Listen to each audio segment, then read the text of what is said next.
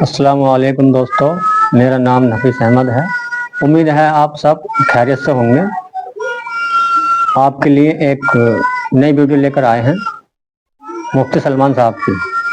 یہ ویڈیو اچھی لگے چینل کو سبسکرائب کریں، لائک کریں اور شیئر کریں اور ایک پیارا سا کمنٹ کریں۔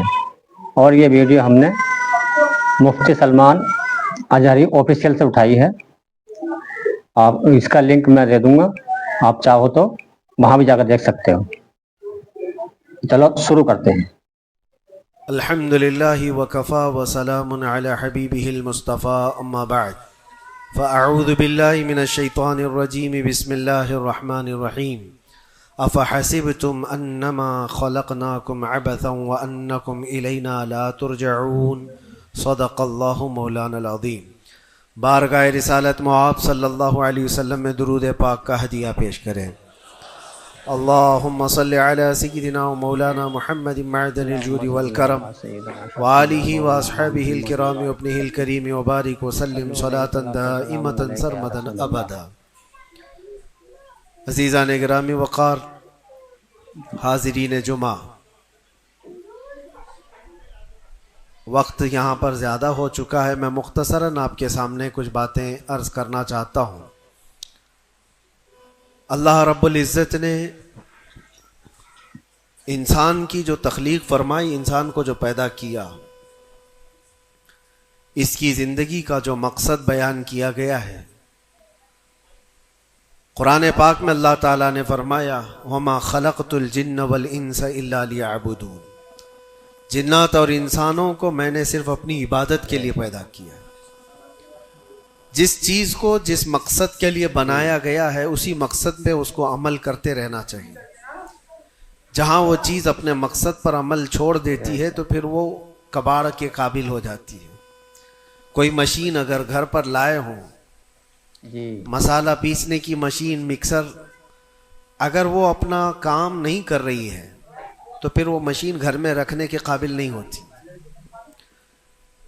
واشنگ مشین کپڑے دھونے کے لیے استعمال کی جاتی ہے، اور اگر وہ کپڑے دھونا ہی چھوڑ دے تو وہ اپنا مقصد چھوڑ چکی ہے، اب اس کی جگہ بھنگار میں یا کباڑ خانے میں ہی ہوتی ہے۔ انسان جب اپنی زندگی کا مقصد بھول جاتا ہے تو پھر اس کی بھی دنیا میں رہنے کا کیا حاصل ہے؟ اللہ تعالیٰ نے جس مقصد کے لیے اس کو بنایا تھا، اب یہ مشین اس مقصد پہ نہیں چل رہی ہے تو پھر اس کے لیے جہنم کا ایندھن تیار ہے، جہاں پر اس کو ہمیشہ کے لیے بیچ دیا جاتا ہے۔ عزیزان گرامی وقار، میں ایک بات آپ سے یہ عرض کرنا چاہوں گا۔ اللہ کے نبی صلی اللہ تعالیٰ علیہ وسلم نے اسی لیے بار بار ہمیں تنبیہ فرمائی کہ جو چیز ہمیں ہمارے مقصد سے پھیرتی ہے وہ کون سی چیز ہے، کس لیے انسان غافل ہوتا ہے اور کیوں بھٹک جاتا ہے، کون سی چیز ہے؟ تو نبی پاک صلی اللہ علیہ وسلم فرماتے ہیں، میں میرے بعد اپنی امت سے اس بات کا اندیشہ نہیں رکھتا کہ یہ کافر ہو جائے گی، مشرک ہو جائے گی۔ حضور فرماتے ہیں مجھے اس کا ڈر نہیں ہے کہ میری امت مشرک ہو جائے گی، کافر ہو جائے گی، لیکن اندیشہ اس بات کا ہے، ڈر اس بات کا ہے کہ تم پر دنیا پھیلا دی جائے گی اور تم دنیا سمیٹتے سمیٹتے اللہ رسول کو بھول جاؤ گے۔ آج یہ پوزیشن پر جو مسلمان آیا ہوا ہے، امت مصطفیٰ کی یہی حالت ہے کہ دنیا اس قدر حاوی ہے کہ وہ اپنے آرام اور سکون کو چھوڑنا نہیں چاہتا۔ جو کمفرٹ زون میں جینے کا عادی ہو گیا ہے، اسے آج مشکلات کا سامنا کرنے کی ہمت نہیں ہے۔ آج میں محسوس کرتا ہوں میرے عزیزوں، جب رسول پاک صلی اللہ تعالیٰ علیہ وسلم کی عزت کی بات پر، قرآن پر، اسلام پر، دین پر اور اللہ کی ذات پر حملے ہوں تو لوگ آئیں کائیں کرتے رہتے ہیں، ابھی اپنے دائیں بائیں دیکھتے رہتے ہیں کہ میری سیفٹی کتنی ہے، میری سیکیورٹی کتنی ہے۔ چھوٹے سے لے کر بڑا آدمی ہر ایک یہ سوچتا ہے کہ خواہ مخواہ اس مسل میں اپنا سر کیوں رکھنا،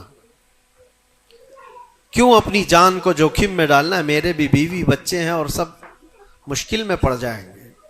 یہی دنیا میں کمفرٹ زون میں جینے کی خواہش اس کو بزدل بنا دیتی ہے اور اپنے راستے سے اسے ہٹا دیتی ہے. کبھی کبھار یہ بھی تو سوچا ہوتا کہ بیوی بچے اور گھر بار اور جائیداد اور بزنس صرف ہمارے نہیں، صحابہ کے بھی تھے جو رسول پاک صلی اللہ تعالی علیہ وسلم کے سچے غلام ہیں.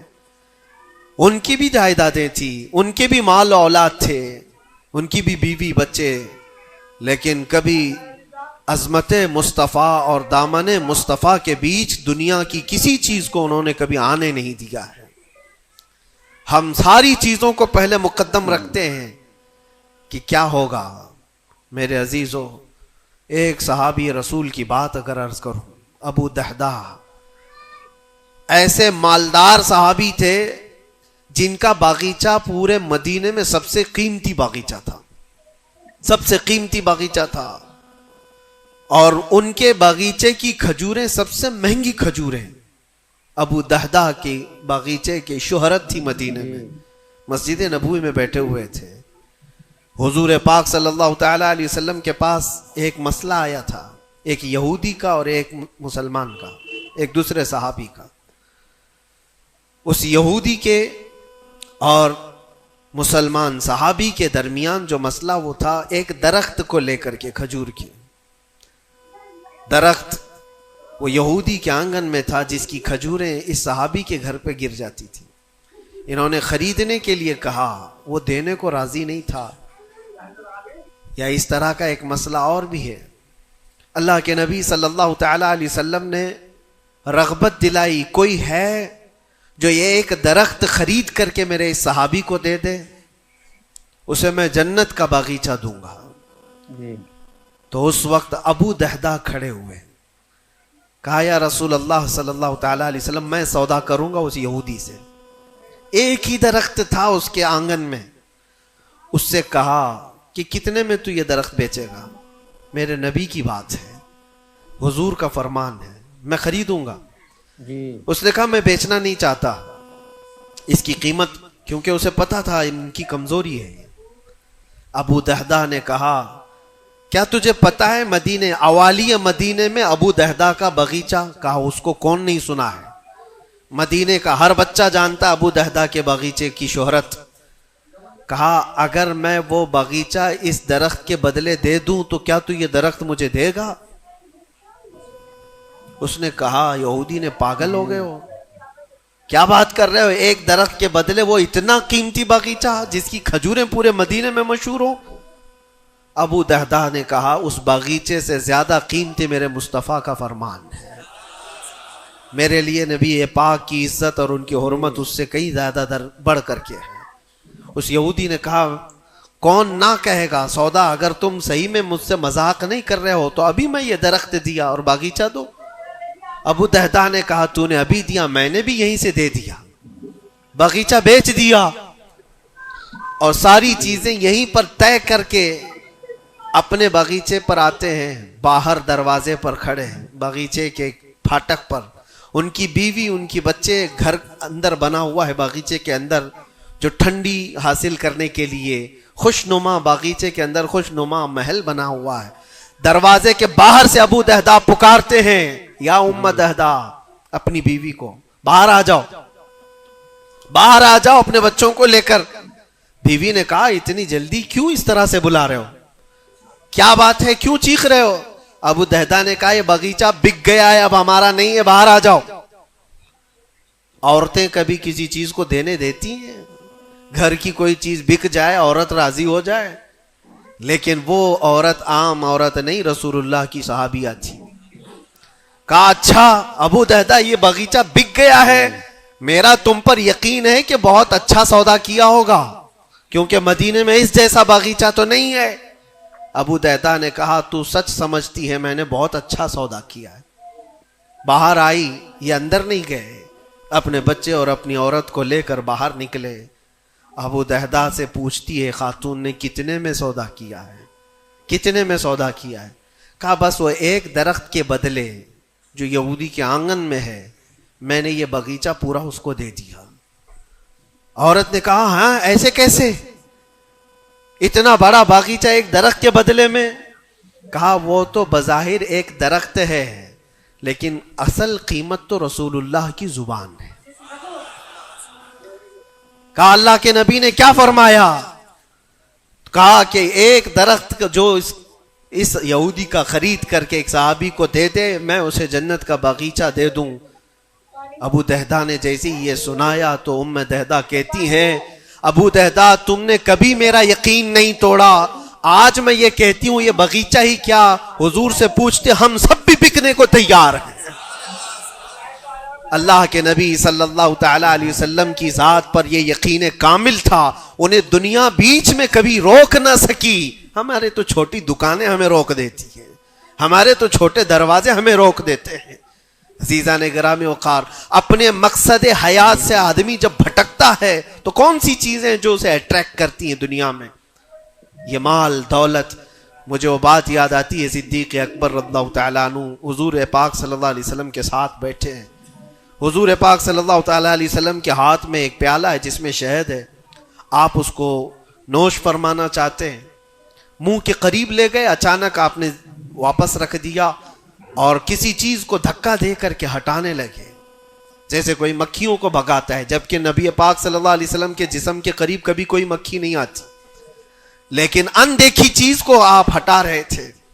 پھر تھوڑی دیر کے بعد پیالے کو اٹھایا, پھر تھوڑی دیر منہ کے قریب جاتے ہی واپس رکھ دیا, پھر کسی چیز کو دھکا دے کر نکال رہے تھے. تیسری مرتبہ پیالہ اٹھایا تو صحابہ نے دیکھا آپ کی آنکھوں سے آنسو روا ہیں. حضور پاک صلی اللہ تعالی علیہ وسلم کیا اشک بہ رہے ہیں. تو صحابہ نے پوچھا یہ کیا معاملہ ہے؟ حضور اکرم صلی اللہ تعالی علیہ وسلم فرماتے پہلی بار جب میں نے شہد کا پیالہ اٹھایا تو دنیا میرے پاس سج سنور کر کے آئی, تیار ہو کر آئی اور کہا اے اللہ کے نبی میرا حسن و جمال آپ قبول کر لیں, ہر طرح کے حسینائیں آپ کے قدموں میں لا کر رکھ دوں گی, ہر طرح کا حسن آپ کے قدموں میں لا کر رکھ دوں گی. حضور فرماتے میں نے دھکا دے کر دور کیا کہ مجھے تیرے حسن و جمال کی ضرورت نہیں. دنیا چلی گئی. دوسری بار جب میں نے پیالہ اٹھایا تو دنیا پھر آئی میرے پاس اور پورے زر و جواہرات اور دولت کے انبار لے کر. دنیا نے کہا اے اللہ کے نبی یہ قبول کر لیں آپ کے قدموں میں سونے کے محلات اور جواہرات سجا دیے جائیں گے. حضور پاک صلی اللہ علیہ وسلم فرماتے میں نے اس کو بھی دھکا دے کر دور کیا. نہ تیرے حسن و جمال کی طرف میں رغبت کروں گا, نہ تیرے دولت و مال کی طرف, مجھے اس کی بھی حاجت نہیں. تیسری بار بہت امپورٹنٹ چیز میں عرض کر رہا ہوں, جو کہنا چاہتا ہوں توجہ سے سنیں. حضور پاک فرماتے تیسری بار دنیا میرے پاس آئی اور کہا اے اللہ کے نبی آپ نے میرے حسن و جمال کو بھی نہیں قبول کیا, دولت و مال کو بھی نہیں قبول کیا, مجھے دھکا دے کر دور کیا, لیکن ایک بات ہے آپ کے بعد آپ کی امت ایسا نہیں کر سکے گی. وہ دولت و مال اور حسن و جمال کی طرف بھاگے گی اور آپ کو چھوڑ دے گی. حضور فرماتے جب میں نے یہ بات سنی تو میرے آنسو نکل آئے. کیا میری امت مجھے چھوڑ کر اس طرح دور ہو جائے گی؟ دل پر ہاتھ رکھ کر کے سوچو ہے مسلمانوں, کیا آج وہ پوزیشن نہیں ہے؟ ہم ان دو چیزوں کے چکر میں اپنے نبی پاک صلی اللہ علیہ وسلم سے کتنی دور بھاگے جا رہے ہیں. تم نے کبھی راتوں کو تصور کر کے دیکھا کہ کتنی راتیں ایسی آئی کہ میں نے اپنے مصطفیٰ کو یاد کیا ہے, تنہائی میں اپنے حبیب کو یاد کیا ہے. اس رسول کا حال تو یہ تھا, ماں عائشہ صدیقہ فرماتی ایک رات ایسی نہیں گئی جس میں رسول پاک صلی اللہ علیہ وسلم اپنی امت کے لیے دعا نہ کرتے ہوں. رات کو کھڑے ہوتے تھے تو پنڈلیوں میں سوجن آ جاتی تھی, پیر سوج جاتے تھے اور کثرت سے روتے تھے اپنی امت کے لیے اللہ کی بارگاہ میں کہ مولا میری امت بھولی بھالی ہے, اس کی بخشش میرے حوالے کر دے. رب حب لی امتی جو نہ بھولا ہم غریبوں کو رضا. اور آج امت کا حال یہ ہے کہ سال میں ایک بار میلاد کر کے ہم یہ سمجھتے ہیں حق ادا کر لیا. ہر دن ہر رات جو نبی پاک ہمیں یاد کرتے تھے تو ہم نے آج وہ کیا کر دیا ہے؟ یہی دو چیزیں ہیں جو انسان کو اپنے مقصد حیات سے ہٹاتی ہیں, اپنے راستے سے ہٹاتی ہیں.